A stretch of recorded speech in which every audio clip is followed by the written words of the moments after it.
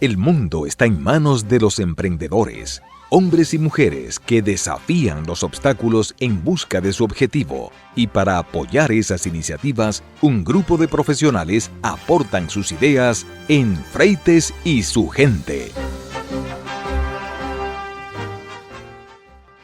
Señoras, señores, amigos del planeta Tierra y más allá, gracias, muchísimas gracias por estar en sintonía en este previernes. El jueves es de los días más importantes de la semana porque acumula uno fuerza para lo que viene al otro día, que puede significar mucho jubileo. Señores, yo tengo unos días hablando sobre el tema de los centros de reclusión para menores,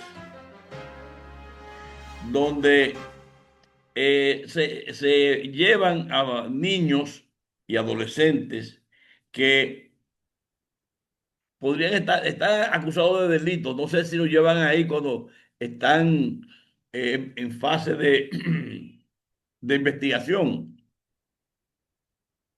porque no hay cárceles aquí para menores. El caso es que estos centros están en un abandono total. Hemos hablado de varios y ahora se registra el Centro de Atención Integral para Adolescentes en conflicto con la ley penal de Santiago resguarda entre sus paredes la historia de múltiples adolescentes varones que han sido abusados física y sexualmente durante su tiempo de reclusión, de acuerdo a la defensa pública de Santiago. Durante el proceso de internamiento de los centros penitenciarios de menores se producen delitos, por ejemplo, la violación de adolescentes que están guardando prisión con otros que los violan sexualmente. Es una situación que es muy recurrente aquí en Santiago, indicó al Listín Diario Ramona Curiel, encargada de la defensa de los menores vinculados a la Defensoría Pública de la provincia. La señora Curiel estableció que el abuso sexual entre adolescentes es una situación recurrente en Santiago que actualmente sigue sucediendo con frecuencia. Y dijo, tenemos un caso de un chico que está en La Vega ahora, porque no puede estar en Santiago, porque lo violaron y tuvieron que tomar la decisión de trasladarlo a otro recinto. Asimismo, estableció la señora Curiel fue el que dije, eh, sí, Ramona Curiel, ella dijo que en ese centro de Santiago, que es correccional de menores, presenta muchas situaciones de violencia física por parte de los agentes penitenciarios hacia los adolescentes. Los adolescentes me dicen que hay mucho maltrato físico, los golpean. La disciplina se basa en el golpe, no en técnica de corrección, sino en darles palizas, puntualizó la señora Curiel. Y dijo, yo tengo fotos de uno que cuando iba a la audiencia, la madre me comentó que él estaba violentado. Yo no pude mandar la denuncia para protegerlo a él porque él seguía preso. No puedo ponerlo en riesgo, dijo angustiada. Ese centro, que cuenta con capacidad para 72 varones, está dividido en 4 módulos llamados casitas. Cada casita puede albergar 24 adolescentes. Los jóvenes privados de libertad preventivos están separados de los que están cumpliendo condena. Sin embargo, no se dividen por delito cometido. Santiago es el recinto de menores con mayor cantidad de privados de libertad. Aunque no llega al hacinamiento, siempre mantiene una población carcelaria importante con relación a otros centros. Y dijo ella que en Santiago, de acuerdo a la Defensoría Pública, la mayoría de los menores infractores provienen de Cienfuegos, en el Distrito Municipal Santiago Oeste. Por lo general, el esquema familiar de los niños y adolescentes que delinquen se ve como hijos de madres solteras, padres separados o que fueron criados por un abuelo. Julián explicó que en muchos casos los padres los sueltan en banda porque son incontrolables, no los quieren, los tiran al mundo, no le dan seguimiento y por eso se van a la delincuencia. Expresa que, de hecho, ha habido casos donde los padres se querellan contra los niños cuando creando sanciones y situaciones que no son verdaderamente para apresarlos, solo porque no pueden controlarlos. Hay padres que le han dicho a la Defensoría Pública que prefieren que estén presos porque no quieren asumir la responsabilidad, porque los niños están descontrolados y no saben qué hacer. Explica la señora Curiel que con esta realidad familiar, los adolescentes en su búsqueda de identidad y de aceptación se afilian a bandas y delinquen. Ella considera además que el Estado tiene una cuota de responsabilidad importante en el proceso de rehabilitación y reinserción de estos adolescentes cuando ya salen del centro penitenciario. El Estado debería hacer más aportes a la parte de la rehabilitación. Ellos tienen psicólogos, pero se dan muchas situaciones. Hasta para transportarlos a veces hay limitaciones por el combustible, por ejemplo. Y puntualizó que no hay políticas públicas que permitan reinsertar en la sociedad a estos jóvenes después que salen de la cárcel. Esto es, señores, una pincelada de una tragedia que se vive en diferentes puntos del país donde están alojados niños que son investigados por violencia doméstica, por presuntos delitos y que aún a veces no son condenados, pero están también los condenados y mezclados en varios tipos de delitos. Y también ahí tenemos, ¿verdad? Los que son culpables, los que no son culpables, y los más pervertidos, los que violan a esos niños, que no se dice si en eso participa también el personal de guarda de los centros de reclusión. Y el Estado debe darle más seguimiento, incluso que hay, tienen acceso a educación, hay escuelas ahí, pueden ir a la escuela, ah, o hay formación profesional técnica. ¿Qué se hace con estos niños? Ojalá alguien se anime e investigue o ayude a que estos niños puedan salir de ahí con algo que los ayude a insertarse en una sociedad que los rechaza. Señores, los norteamericanos están preocupados porque Donald Trump se está durmiendo. Ayer se durmió en una reunión y los americanos recuerdan todavía la burla de Donald Trump a su predecesor llamándolo Joe el dormilón. Pero fue él quien pareció luchar por mantenerse despierto en una reunión de gabinete de este martes. El mandatario de 79 años, la persona de mayor edad en ser elegida para presidir Estados Unidos, cerró los ojos en repetidas ocasiones mientras su equipo se turnaba para elogiar su liderazgo frente a las cámaras. El incidente puso la salud del líder republicano de nuevo bajo la lupa, mientras él y sus asesores desmentían las especulaciones previas sobre el tema. La Casa Blanca rechazó profundamente cualquier sugerencia de que Trump estuviera durmiendo el martes. El presidente Trump escuchó atentamente y habló toda la maratónica reunión de gabinete de 3 horas, afirmó la secretaria de prensa Caroline Lewitt en una declaración a la AFP, a la prensa francesa el miércoles. Lewitt destacó la increíble respuesta de Trump al final de la reunión cuando se arremetió contra los inmigrantes somalíes. Ese momento épico puso fin a la novena reunión del gabinete del presidente Trump en su segundo mandato, todas las cuales han sido completamente abiertas a la prensa para que todo el mundo las vea. De hecho, al inicio de la extensa reunión del martes, Trump desestimó la sugerencia de que estaba perdiendo energía. Siempre encuentran algo nuevo como goza de buena salud. Biden estaba genial, pero Trump tiene buena salud, comentó Trump a los periodistas, calificándolos de locos. E insistió que aprobó con éxito una prueba de salud cognitiva. Les haré saber cuando haya algo mal. Habrá algún día en que esto nos pase a todos, pero ahora mismo creo que estoy más lúcido que hace 25 años, afirma. Sin embargo, minutos después se pudo ver a Trump cerrando los ojos durante varios segundos seguidos, mientras los miembros del gabinete enumeraban los logros de la administración en su primer año de regreso al poder. Incluso pareció hacerlo mientras el secretario de Estado, Marco Rubio, sentado a su lado, describía a Trump como el único líder en el mundo que podría ayudar a poner fin a la guerra en Ucrania.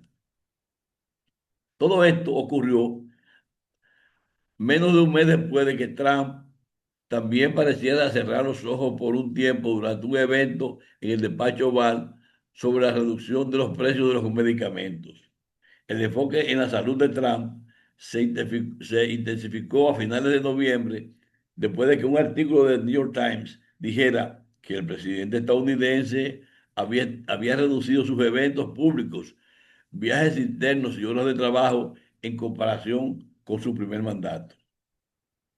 Al tiempo que Trump arremetió contra el artículo difamatorio, Levitt mostró durante una rueda de prensa esta semana páginas impresas de artículos anteriores del New York Times que, según ella, habían minimizado las preocupaciones sobre la salud de Biden. Y esto es normal, esta guerra de información. La verdad es que Trump lleva una programación, una agenda un tanto aguerrida, porque viaja a Rusia, viaja allí, viaja a Alaska, a Europa, y realmente él no es un niño, por un lado. Y entonces, estas reuniones maratónicas, las reuniones deben ser más cortas. Una reunión de 3 horas en que dice bla, bla, bla, bla. Ese parloteo lo que dé sueño a cualquiera. Bueno, yo creo que Biden estaba también mucho más enfermo que él, pero vamos a hacer una pausa y vengo dentro de un momento. Todos los días nos enfrentamos con el deseo de mejorar nuestra participación en los negocios y elevar la calidad de nuestro trabajo. Por eso, Víctor Rosario presenta su consulta de negocios. Don Víctor Rosario, buenas tardes, saludos, dígame algo bueno. Saludos, Alfredo, y saludos a todos los amigos que nos acompañan siempre en esta consulta de negocios. Mira, hay muchas cosas buenas, Alfredo. Nuestra ciudad, nuestro país sigue caminando, los negocios siguen creciendo, se siguen ajustando a la realidad. Y mira, yo quiero hoy hablarte de dos temas para mí importantes que ambos tienen que ver con planificación.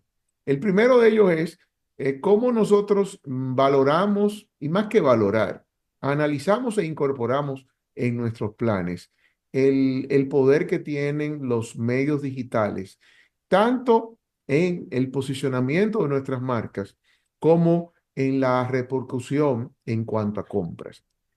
Y lo divido en dos vertientes, porque hoy en día, en donde casi todo el mundo anda en la calle con un celular, pero lo que menos lo usa es para llamar por teléfono, que era lo que inicialmente hacíamos, se usa para grabar, se usa para navegar en redes sociales, se usa para chatear con amigos o vinculados, pero me quedo en lo primero, grabar.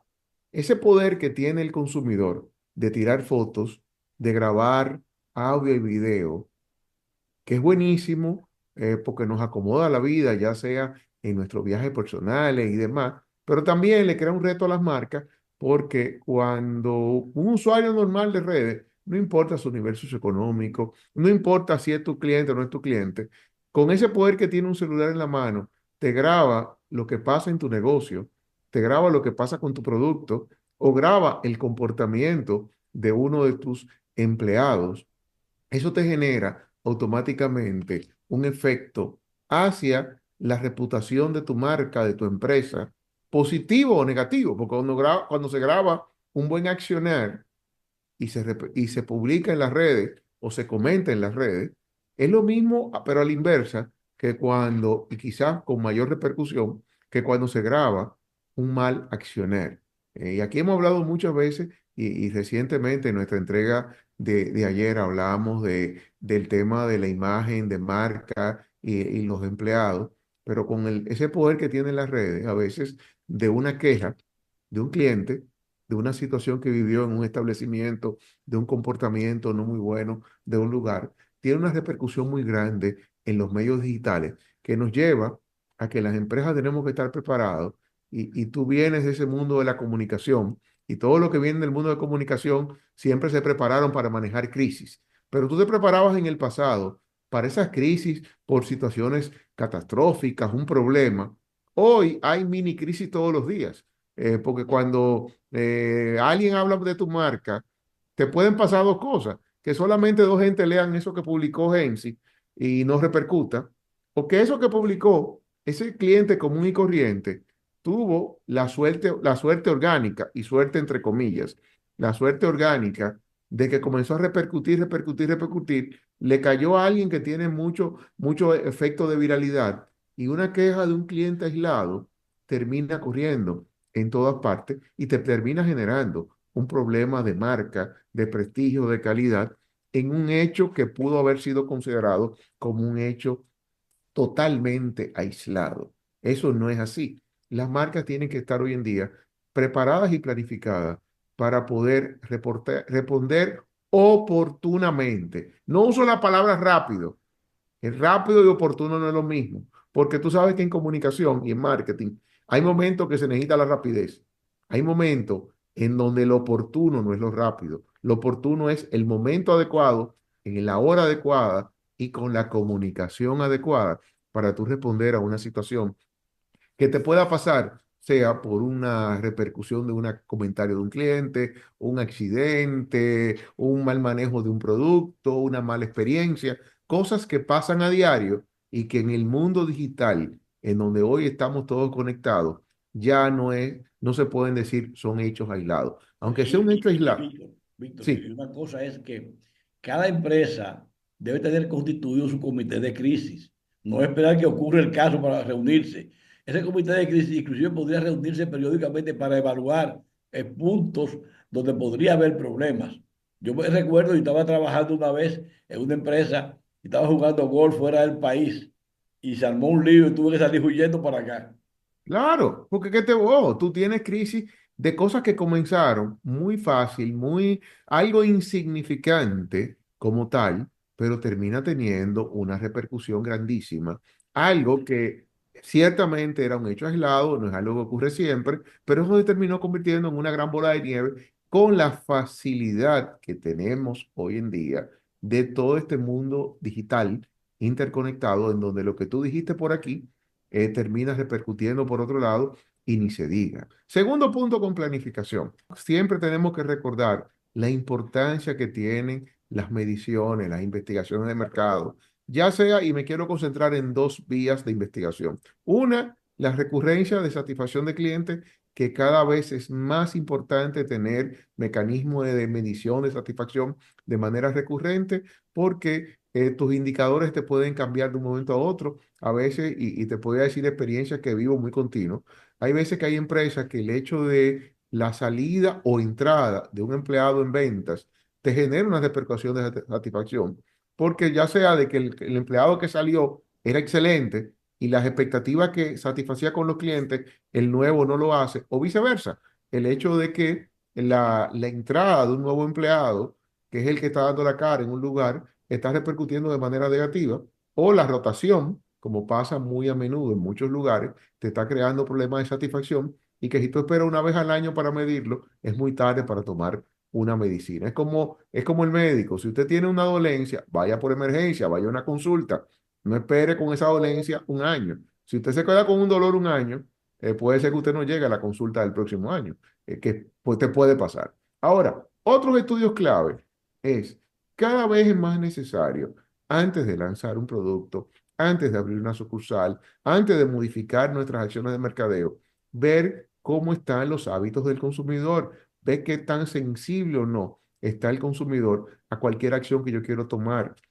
El hecho a veces de cambiar el tamaño de un empaque, el hecho de hacer una reformulación en el producto, el hecho de abrir o no un canal de distribución, que se pueden ver como acciones normales en un departamento de marketing, hoy tienen que medirse. Hemos visto muchos errores que van en el lanzamiento de productos que son exitosos en otros países de Latinoamérica, pero aquí no pegan. No pegan ¿por qué? Porque la naturaleza de ese país en términos del consumo de esa categoría es muy distinta. Y aunque somos latinoamericanos, aunque hablamos español, y lo veo con algunas multinacionales que entienden que lo que es exitoso en México, lo que es exitoso en Costa Rica, lo que es exitoso en Colombia, va a ser exitoso en República Dominicana. No siempre es así. Hay productos muy buenos, con muy buen nivel de venta en un país, que cuando llegan aquí, tú dices, pero este producto no camina. Y la culpa la tiene el departamento de marketing.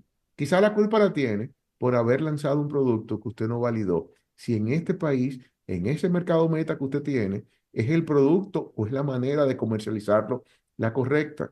Es porque sencillamente hay hábitos que cambian de un país a otro. Por ejemplo, los hábitos vamos al alimenticio, los hábitos alimenticios de desayuno, almuerzo y cena. Tú comparas nuestro país, y te voy a poner dos países, México y Colombia. Y tenemos muchísimos productos de origen mexicano, de origen colombiano, que se venden en nuestro país. Pero tienen hábitos de comida en esas tres ciclos normales, almuerzo, desayuno, almuerzo y cena, que muchas cosas diferencian de los nuestros. Entonces, tú traer ese producto muy bueno en aquel mercado a comercializarlo igual aquí, a que no vende en nuestro país, pero no vende ¿por qué? Vende, no vende sencillamente por esto. O a veces pasa localmente un producto que es muy bueno aquí en Santo Domingo, cuando lo voy a vender a determinados pueblos interior, no se mueve. No se mueve porque usted aquí lo está vendiendo en un sector de un nivel medio alto que puede pagar el producto, que está acostumbrado. Cuando va a ese pueblo, sencillamente en ese pueblo, en la mayoría que puede pagarlo, o que podría consumirlo, no lo puede pagar porque está por un precio por encima. Estamos en una localidad con un poder adquisitivo diferente. O sencillamente la cultura de ese pueblo no es de consumir ese producto. Pero estamos en el Santo Domingo. Este es un país pequeño. Es pequeño, pero las costumbres varían de una región a la otra. A veces regiones que están tan simples como tú decir, aquí a Santo Domingo Este, de aquí a San Cristóbal Obaní. Pero es cerca, sí. Y ni hablarte, lo que uno mide mucho, las diferencias en gustos y costumbres y preferencias de compra que se dan entre Santo Domingo y Santiago, nuestras dos ciudades principales del país tienen en muchas categorías patrones de comportamiento distintos que las marcas tienen que investigarlo, tienen que hacer sus estudios, analizarlo e incorporar ese conocimiento en sus estrategias de marketing para poder ser exitosos. Y eso es tan complejo, Víctor, que hay que tomar en cuenta que de un barrio a otro pueden cambiar algunas demandas. Totalmente, fíjate, yo mido mucho lo que pasa entre el distrito y Santo Domingo Este, que económicamente hablando de lo que es el Gran Santo Domingo, son los dos focos principales en términos de poder adquisitivo, de mayor nivel de población, pero tú tienes realidades poblacionales totalmente diferentes, inclusive comparando de tú a tú el mismo nivel socioeconómico del distrito con el mismo nivel socioeconómico de Santo Domingo Este. Hay variaciones. Me quedo aquí, Alfredo, con mi comentario porque sé que estamos sobre el tiempo y me despido hasta una próxima consulta de negocio. Muchas gracias, Víctor. Pásala bien. Hasta luego. Hasta la próxima. Temas, opiniones, comentarios, Freites y su gente por la nota 95.7. Amigos, en línea estoy con Manuel Quiterio Cedeño, un periodista experto en temas de turismo. Y con él quería que él me diera los datos, las estadísticas del impacto que tiene en la economía dominicana, sobre todo en el área agropecuaria o principalmente ahí del turismo, porque usted sabe que se habla de millones de visitantes. Millones de visitantes son millones de consumidores. Y para el sector turístico es más fácil comprar en el mercado local, son productos frescos y son más baratos porque los importados podría ser más caro. Pero vamos a hablar con Manolo sobre eso, sobre este impacto. Manolo, buenas tardes, buenas noches, buenos días. ¿Cómo está todo? Bien, aquí parece que hoy va a ser un día semisoleado, ojalá sea soleado, porque después que llueve se necesita el sol para que caliente la tierra y las semillas fructifiquen, o sea, nazcan. Es interesante el tema que está planteado hoy, porque tengo en mis manos, eh, hay mucha información sobre esto, pero yo voy a usar de organismos con credibilidad. Por ejemplo, en el año 2000, un estudio de la FAO, una institución internacional, la Organización para la Alimentación y la Agricultura de las Naciones Unidas, estudió el impacto del turismo en el consumo del turismo de alimentos agropecuarios. O sea, ¿qué consumen los hoteles? O sea, el costo de lo que consumen los hoteles. Los hoteles. ¿Por qué digo los hoteles? Porque si tú vas a Punta Cana, hay hoteles y los hoteles consumen. Pero en el torno a esos hoteles existe una comunidad que vive de los hoteles, que también tiene un consumo. No vamos a entrar en ese consumo. Vamos a quedarnos en el consumo en los hoteles. Y en el 2000, la FAO estimó con su estudio un consumo de 3.579 millones de pesos en carne, pescados y mariscos, aves, embutidos, huevos, lácteos, frutas, vegetales, víveres y verduras. Hasta ahí, hasta ahí. No hay productos industriales, porque si tú le sumas a eso el consumo de embutidos, perdón, el consumo de otros bienes que vienen de, del sector pecuario, pero que son industrializados, no. Entonces nos quedamos estos que son puramente alimentos, 3.579 millones de pesos. El Banco de Reserva, del Banco de Reserva hizo un estudio eh, em, reciente ahora y evaluó el consumo del sector agropecuario en hoteles y lo estableció en 6.700 millones para el 2022. Es decir, que se duplicó del año, del año 2000 al 2022. En 22 años se duplicó el consumo. Realmente es interesante porque quienes vivimos cerca de esa dinámica turística sabemos, por ejemplo, que las frutas, el 99% de las frutas que se consumen en los hoteles, vienen ¿de dónde? Del Cibao, vienen de las montañas de la cordillera central. Digo 99% porque siempre hay uvas, peras y algunas frutas importadas, manzanas que son importadas, que se importan, pero eso es la menor cantidad. La gente aquí, turista viene a comer mango, piña, aguacate, y eso es lo que se sirve en la mesa.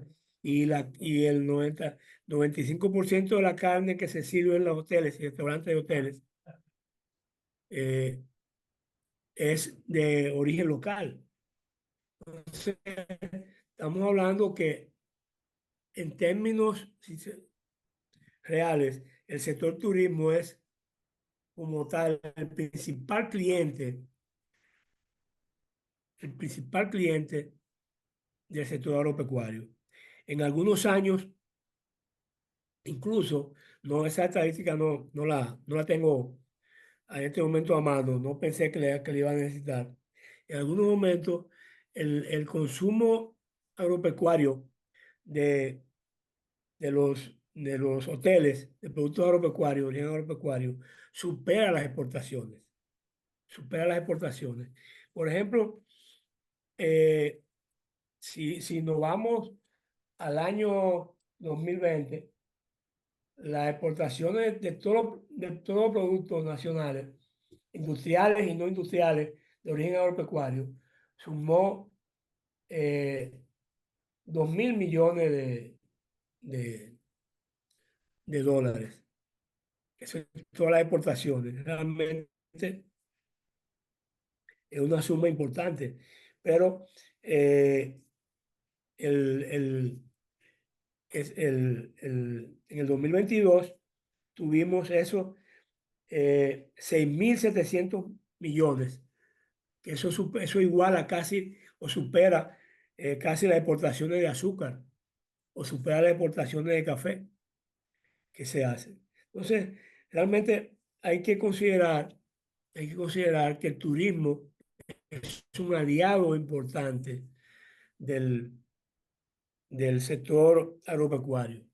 Y, y el sector agropecuario es un aliado importante del turismo, porque si todo lo que consumen los hoteles de origen agropecuario tuviéramos que importarlo, entonces el costo sería más elevado en los hoteles, sería más elevado, y mientras más la elevación de los costos reduce la capacidad de competir. Es decir, todos son factores que van interactuando uno y otro. Y además, también a veces hay que considerar, como te decía, el consumo que provoca el empleo que generan los hoteles. Entonces, ese es un consumo adicional. El consumo eh, de pescados y mariscos. Por ejemplo, el principal cliente de pescados y mariscos de Pedernales es el sector turismo. Son hoteles y restaurantes. Ese es el principal. Uno de los principales clientes de Constanza, de los hortalizas y demás, son los hoteles. Cada semana llegan a Punta Cana docenas de camiones. Si calculamos todos los productos agropecuarios, ya no solo la hortaliza de Constanza, cada semana llegan a Punta Cana cientos de camiones cargados con bienes de origen agropecuario que se consumen principalmente en los hoteles, restaurantes, y que lo consume la comunidad de Punta Cana, que existe porque están los hoteles de Punta Cana. Realmente eh, eh, hay, hay una relación directa, directa. Yo a veces me preguntaba, me he extrañado que, por ejemplo, en la zona de no haya, no se haya creado una industria avícola para producir huevos y huevos y carne de pollo se consume masivamente en los hoteles, ¿no? Viene del Cibao Central, viene de Sí, Moca. es extraño, Manolo, que alrededor de esa zona del este no haya surgido productores de cerdo, de pollo y ese tipo de cosas, porque están cerquita de ahí, eso le bajaría mucho los costos. Sí, hay algunos productores, pero son pequeños productores. No son grandes granjas, no son grandes granjas. Eh, y incluso existen algunos productores que venden, eh, sirven a hoteles, algunos restaurantes, cerdo criado sin alimento, este alimento industrial, Ajá. eh, criado a lo criollo, con carne, con cáscara con cáscara De plátano, de plátano, con palma, sí. con hierba, con Cerdo mango, o vegetariano. sea, con mango pero esos son algunos pequeños productores que sirven al mercado local, a las pequeñas comunidades del entorno, y que sirven en algunos restaurantes que usan ese tipo de carne. Realmente como hay pollo criollo, ahí todavía existe el pollo criollo, pero eso es muela de gallina. Sí. Pero se sirve en algunos restaurantes todavía. Tú puedes encontrar de vez en cuando que eso existe. Y hay una pequeña producción agropecuaria en todo el entorno entre Miches y Punta Cana, Miches, en el entorno de Higüey. Lo que pasa es que las mejores tierras de la zona están dedicadas a la caña de azúcar. Realmente que fue un cultivo que se impuso en los años 70, 60 y 70. Se impuso en la zona. Y la caña llegó hasta los límites de lo que era la ciudad de Higüey. Y la caña llega muy cerca de los límites de, de lo que es la zona de Punta Cana. Porque se fue el cultivo eh, que tenía un mercado asegurado y que tenía precio asegurado y que se desarrolló con un componente industrial que eran los ingenios. O sea, se sembraba la caña para hacer azúcar y para hacer melaza y exportar y tenía un mercado asegurado y eso hizo que no tuviera el auge la agricultura en el este, aunque existe pequeña agricultura, pequeñas zonas agrícolas. Y de hecho, en Yuma, que está ahí en la zona próxima a Punta Cana, próxima a Higüey, en algún momento, Fran Rodríguez, cuando era director del INDI, del Instituto Agrario, eh, comenzó a desarrollar un programa de producción de hortalizas y frutas y algunos productos agropecuarios concertado con los hoteles. O sea, los productores iban a sembrar bienes, hortalizas, tomate, lechuga, bienes que los hoteles necesitaban y consumir y era bueno tenerlos muy frescos ahí mismo, o sea, a una hora de la cocina del hotel. Sí. Pero eso no continuó y sí hay campesinos productores agropecuarios en la zona de Yuma que todavía producen habichuelas, que producen algunos frutos del campo que se venden a, al hotel. Pero las naranjas van de Atomayor, los mangos van de Baní, las hortalizas van de Constanza, los plátanos van del sur y del Cibao. Es así, esa es la realidad de la integración del turismo con el resto de la economía. Hay el estudio reciente del banco, patrocinó el Banco Reserva, hizo una empresa especializada, no solo analizó el impacto, la interrelación económica del turismo con la agricultura. Hizo el estudio con la compra del sector hotelero a la industria. Por ejemplo, son 139 mil millones anuales el año 2022.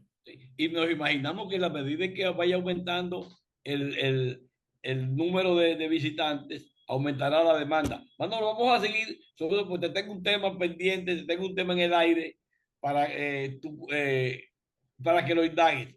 Gracias por tu participación, nos veremos la próxima semana. Avísame el tema para ir preparado porque tú eres, Claro, ya tú te eres, lo muy, tú mando. eres incisivo y tengo que tener esos números ahí y esa idea ahí muy clara. Gracias, Manolo. Hasta luego. Ya estamos de vuelta con Freites y su gente por la nota 95.7.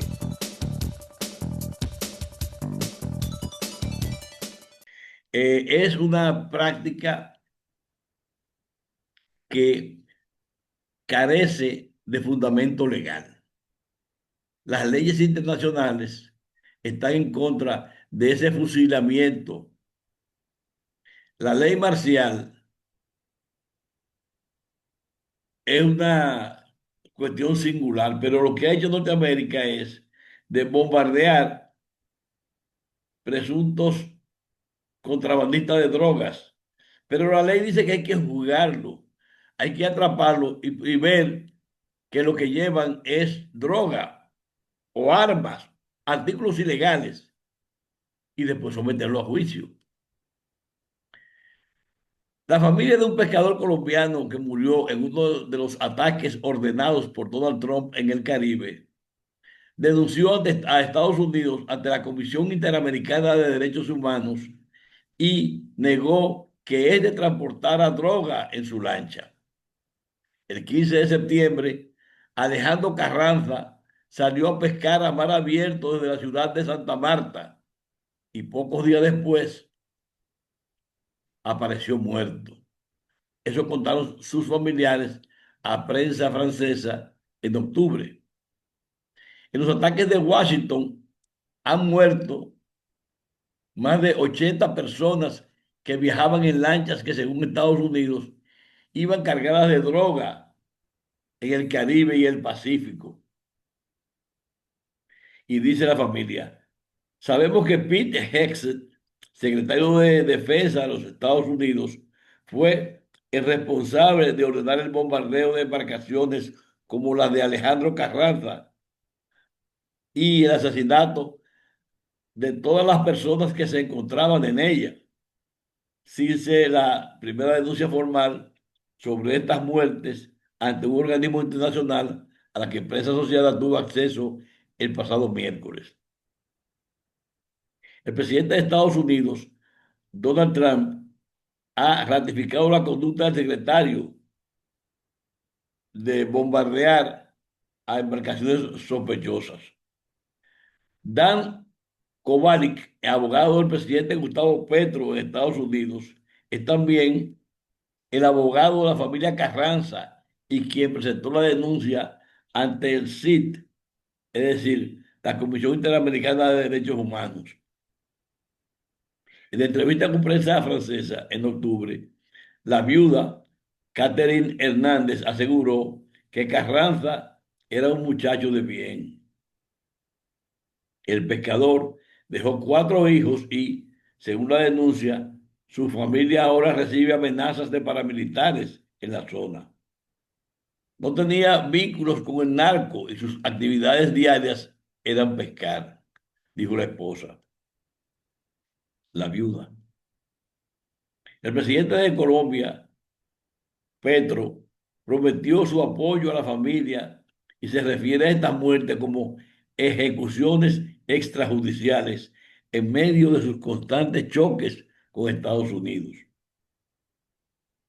La relación bilateral de Colombia y Estados Unidos, aliados históricos, está en sus horas bajas en medio de estos choques. Washington retiró a Colombia la certificación como aliada antidrogas y se multiplicaron las sanciones contra Petro y sus círculos cercanos, porque es la política antidroga norteamericana es flexible. Ahora, por ejemplo, una persona que fue atrapada, juzgada y deportada hacia Estados Unidos para un juicio allá, que fue condenado a 47 años, el presidente Hernández de Honduras, el presidente Trump lo acaba de indultar. Es decir, la vara en que se mide a los presuntos narcotraficantes parece que es de goma. Se ajusta según a quien sea. La Casa Blanca ha repetido que el siguiente paso en su lucha contra el narco es una acción terrestre, principalmente en Venezuela. Para el presidente venezolano Nicolás Maduro, en el poder, es un cuestionado tercer mandato presidencial. Los ataques esconden el objetivo real, que es derrocarlo. Eso, naturalmente, que es lo que todos sospechamos, de que el asunto de que es un cartel de drogas es un asunto, es un tema eh, un pretexto. Pero en política, ¿sabe cómo es la geopolítica? El que lleva el poder y tiene más fuerza e impone su narrativa. Señores, en estos días, en una mañana cualquiera por la avenida John F. Kennedy, fue interrumpida por un hecho inusual. Una tapa de alcantarilla decidió bailar en plena vía, moviéndose en círculos alrededor del hoyo sin caerse, como si hubiera encontrado su ritmo debajo del elevado, próximo a la intersección de la calle Doctor de Filló. Los conductores, incrédulos, frenaban, esquivaban y miraban dos veces. Nunca cayó, solo giraba, vibraba, daba medias vueltas y regresaba a su posición, animada por un empuje de aire caliente que salía desde abajo. Un ciudadano que se acercó dijo que la alcantarilla salía desde abajo, una corriente de agua caliente. A unos 30 metros está una estación del metro de Santo Domingo y esto pudiera explicar el fenómeno. Esta vez la presión decidió brindar su show. Otra realidad es que en ese lugar existe una tubería de la Corporación del Acueducto de Santo Domingo, la CAS. Cuando el aire empuja con fuerza del subsuelo, la tapa, pesada, redonda y diseñada para no caerse, puede levantarse y desplazarse sin abandonar el borde. El resultado es el baile que se ve en un video que acompaña la información. Los que pasaban cerca no sabían si grabar, detenerse o acelerar. La tapa seguía en lo suyo, liviana y comprometida con su presentación, mientras los vehículos hacían piruetas no programadas para evitarla. El incidente puede resultar gracioso, pero existe la posibilidad de que que esta tapa, que llaman la tapa bailarina, pueda convertirse en un riesgo si termina levantándose por completo, golpeando a un vehículo o dejando el hoyo expuesto. Por ahora no se reportaron daños ni heridos, pero tampoco se ha habido una respuesta de las autoridades para controlar esa tapa, porque que se salga del sitio podría provocar que haya un agujero en una zona transitada, en una vía pública importante y provoca un accidente de fatales consecuencias. Otra noticia curiosa, y esa la vi yo ayer, eh, pero esta fue trágica. La muerte de un dirigente del transporte que murió durante una entrevista que le hacían ayer en televisión. Esto estuvo varios minutos y lo repetían en diferentes programas. Y esto creo que son de las cosas que no se deben ver por televisión. Porque este ciudadano tiene familias, tiene descendientes o podría tenerlos. Y no es la vía más agradable de que se enteren de la tragedia, ni de que murió, de nada. Es decir, se ve que el señor está hablando y de repente hace una convulsión mínima y se desmaya. Y esto es en medio de un programa de televisión. Este tipo de eventos realmente es dramático, pero se trata de seres humanos. Y sería bueno en estos casos que se pueda hacer la referencia al hecho, pero presentarlo a mí particularmente no me agrada. Y no quisiera que eso le pasara a nadie que yo conozca.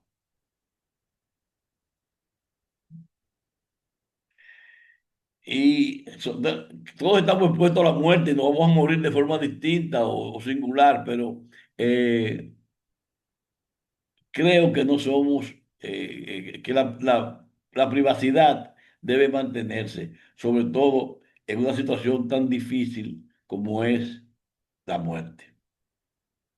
Señoras, señores, amigos del planeta Tierra y más allá, gracias, muchísimas gracias por haber estado en sintonía con nosotros aquí en la nota 95.7